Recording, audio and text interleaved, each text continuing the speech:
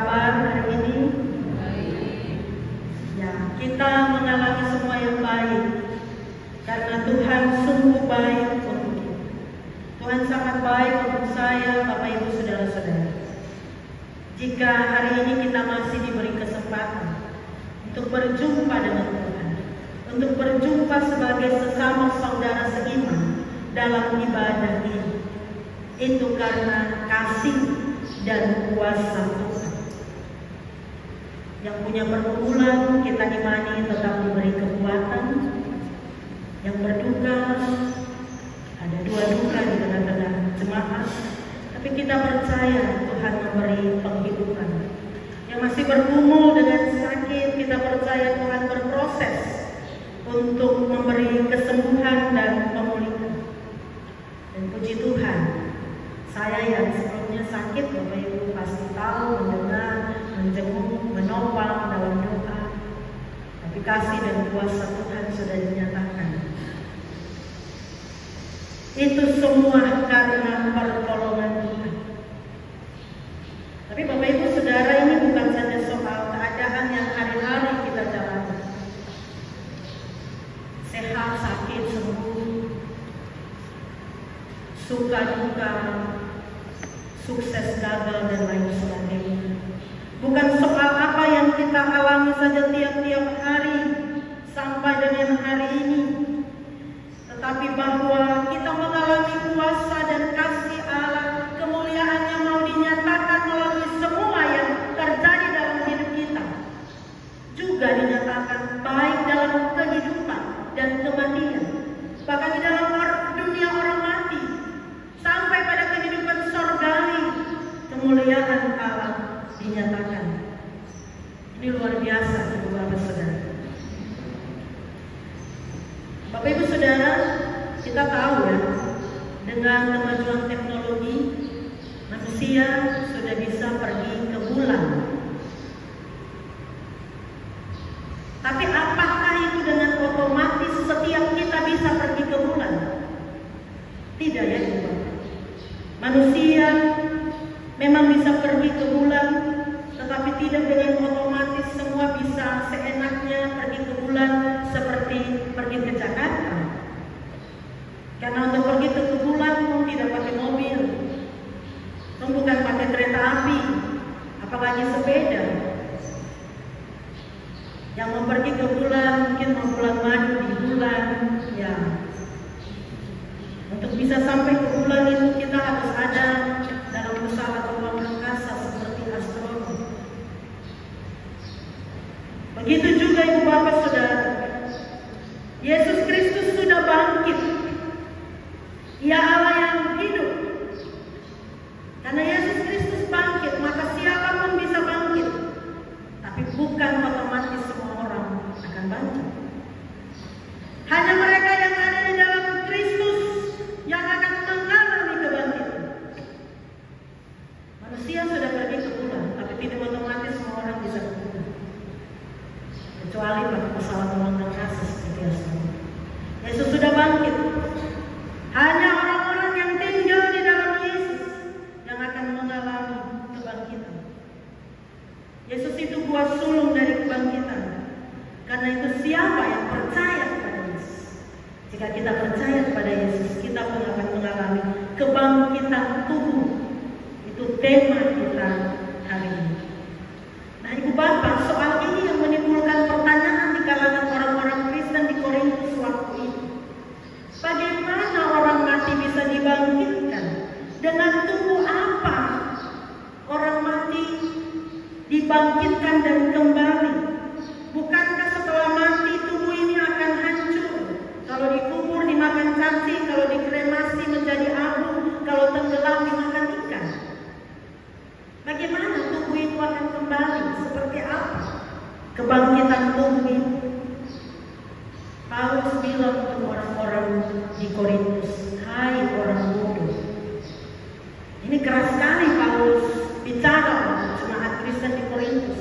Hai orang bodoh, Paulus terlalu gemasing.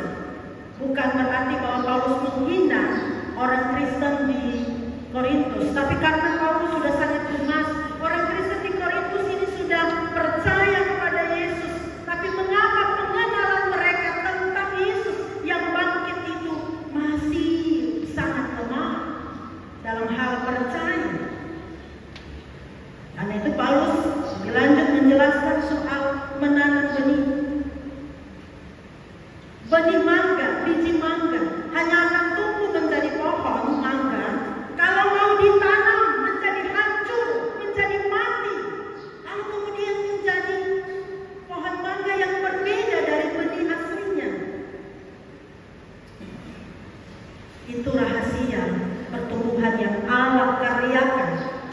melalui proses penimang dan menjadi pohon mangga.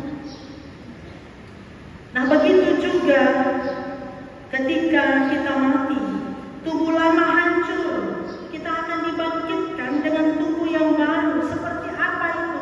Itu misteri ilahi. Soal iman, Bapak Saudara, bukan hanya dipikirkan dengan logika, dengan akal, masuk akal atau tidak, tetapi dengan percaya penuh dalam berserah kepada Tuhan. Minggu lalu kita belajar tentang Thomas. Percaya meskipun tidak melihat. Nah, Ibu Bapak Saudara yang dikasihi Tuhan, Paulus menegaskan tentang kebangkitan tubuh. Jadi kalau kita hidup di dalam Kristus, kita akan bangkit dengan tubuh yang baru. Bagaimana tubuh yang baru itu? Disebutkan, ditaburkan dalam kebinasaan, dibangkitkan dalam ketidakbinasaan, ditaburkan dalam kehinaan, dibangkitkan dalam kemuliaan, ditaburkan dalam kelemahan, dibangkitkan dalam kekuatan. Jadi dalam tubuh yang baru itu tidak ada lagi kelemahan, kebinasaan, dan kehinaan. Kalau tubuh kita yang sekarang ini betapapun kuatnya, bisa drop juga, bisa lemah juga, bisa sakit juga. Tapi tubuh yang baru itu tak ada lagi asam urat, tak ada lagi rematik, kesemutan, dan lain sebagainya.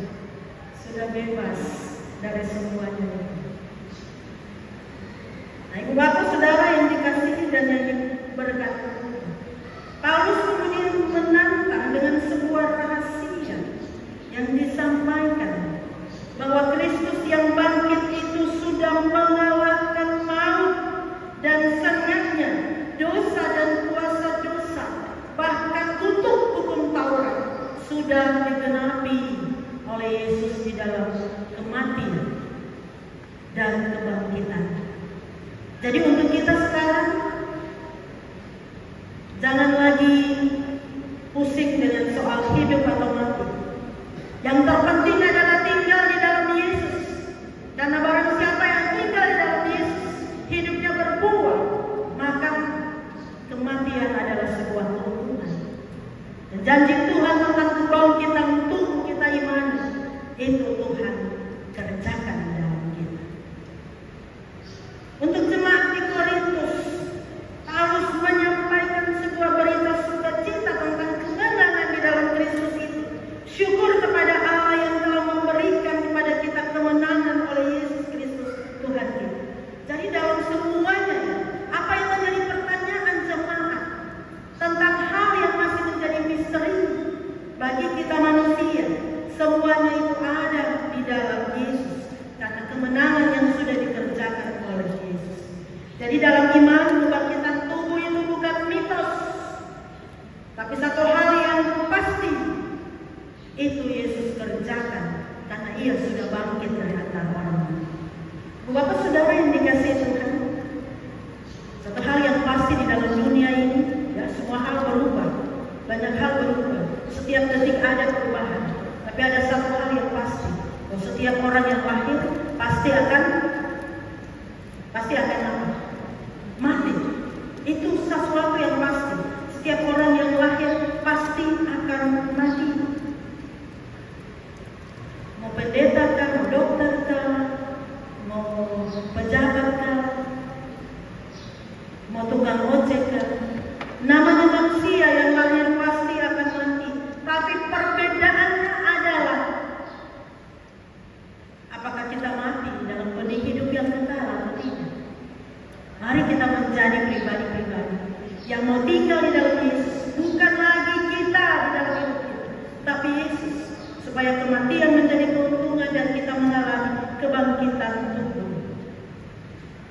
Paulus menutup bagian firman Tuhan ini dengan ajakan bagi jemaat di Korintus untuk menjalani hidup bersama dengan Yesus yang bangkit. Karena itu saudara-saudaraku yang kekasih, berdirilah teguh, jangan goyah, dan giatlah selalu dalam pekerjaan Tuhan. Sebab kamu tahu bahwa dalam persekutuan dengan Tuhan, jerih payahmu tidak sia-sia. Berdiri teguh artinya posisi harus tetap stabil, tidak terombang-ambing oleh pengaruh dunia ini. Mau kaya Frankie Monica, siapakah, kita tidak terpengaruh. Bertumbuh di dalam GKI di tanah Tuhan. Jangan goyah, jangan bergeser dari iman, kasih dan ketekunan dalam Tuhan. Giat selalu, artinya penuh sukacita, penuh semangat dalam kualitas dan kuantitas untuk pekerjaan Tuhan. Karena semua kerja keras, tenaga, pengorbanan, jerih lelah, air mata dalam pekerjaan Tuhan itu tidak sia-sia. Jadi kalau sampai hari ini kita masih merasa hidup kita hampa, bahwa apa yang kita kerjakan seolah-olah itu belum memuaskan kita merasa hidup ini kosong dan tak berarti. Saat sedih karena kehilangan, kita mencari penghiburan. Saat terjatuh, kita mau bangkit dan mencari kekuatan. Saat kehilangan pengharapan, kita mencari sesuatu supaya pengharapan itu kembali ada. Tapi kita dapat jawaban hari ini, Bapak Ibu Saudara, bahwa bersama dengan Yesus yang bangkit, tidak ada yang mustahil dalam hidup.